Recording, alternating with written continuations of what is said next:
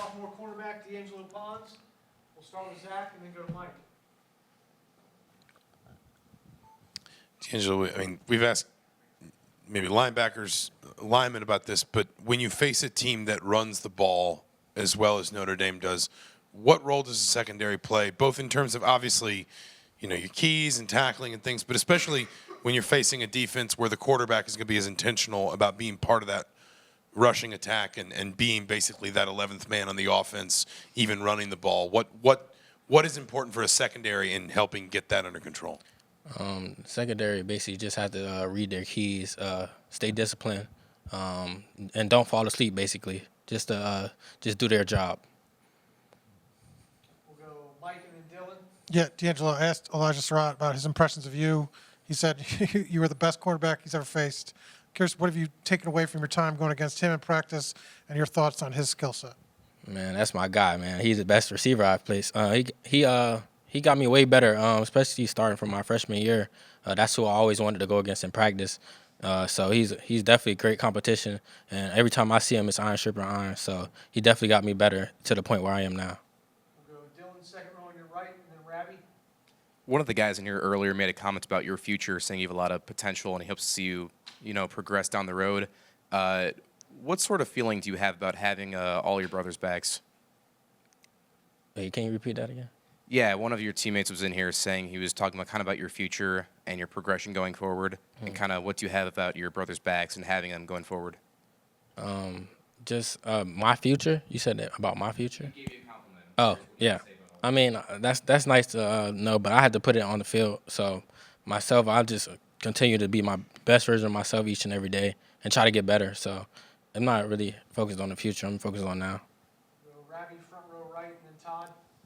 Yeah, I'm just kind of curious what you've seen as far as changes in student body, toward football, the town, just all the attention, people showing up. Just what was it like when you first got here? What's it like now? Just give us a sense, the change through your eyes. I mean, obviously everybody knows the crowd and changed since the first game, but even around campus, things are a lot different. I got to say, like, people walk up to me around campus and stuff like that. That wasn't happening in the first couple of weeks, so that changed a lot. And the support we just get around football just changed as a whole. So yeah, it's definitely good. Go front row left to Todd, and then to Daniel. D'Angelo, a lot of you guys have exuded confidence throughout the season, but one of your defensive teammates that I think has exuded it maybe most of all has been Mikhail Kamara. What's he like as a teammate for you, and how is his confidence and the way he speaks so confidently about the team kind of infectious for everybody? He's a leader. He leads by example. He doesn't really speak that much, but you can definitely tell he's a guy that leads by example. And when I talk to him, he's definitely a confident guy. He's always trying to get to the quarterback, and he just tells me to do my job. He tells me to cover for 3 seconds, and he'll get there. So yeah. Go Daniel on your left, and Seth. On Mikhail as well, a lot of us see this All-American edge rusher, just this really imposing guy. Who is he, or what is there off the field that we may not know about him? You may not know Mikhail. That's a good question. I don't know, but I want to say you may not know Mikhail is a family guy. He likes his family, so I guess that. Go left to Seth, and then Jack. At D'Angelo, in a position like this, how are you kind of balancing, it's just another game going into this versus, allowing yourself to kind of appreciate the position that you guys are in? I'm really balancing it by you got to take it like another game. You can't just do extra things. You can't be Superman. You got to do your job. So it's really another game. You got to do your job. Don't make it like too big of a game for you. Jack on your left, and then Adam. Yeah, D'Angelo, you received some All-American recognition this season. What was your reaction to hearing that, and how do you sort of reflect on what you accomplished this year? I mean, it's a blessing just to get notarized by everybody in the country, especially me being overlooked coming out of high school. It's definitely a blessing to have my talents be noticed about around the world. Adam and Audrey.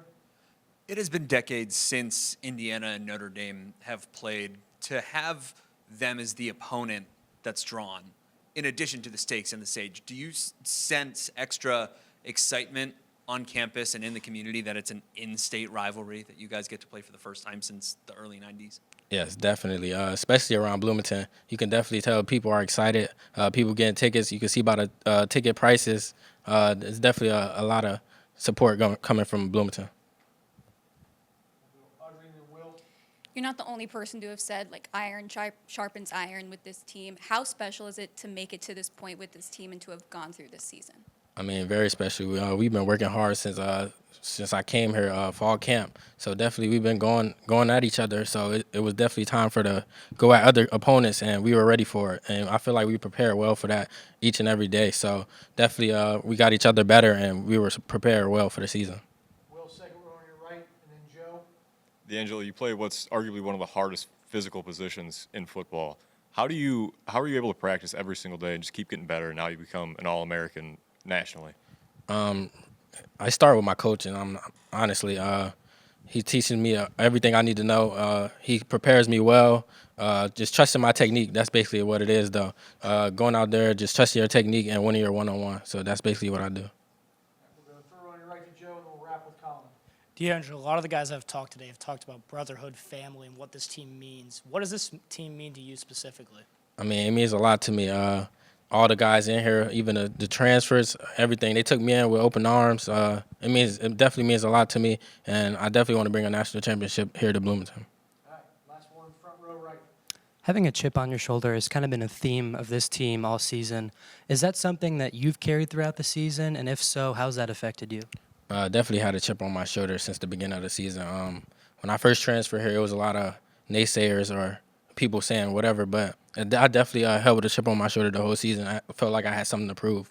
So I knew I could do it, but it was a lot of people saying I couldn't. So definitely had a chip on my shoulder and played with a chip on my shoulder all the time.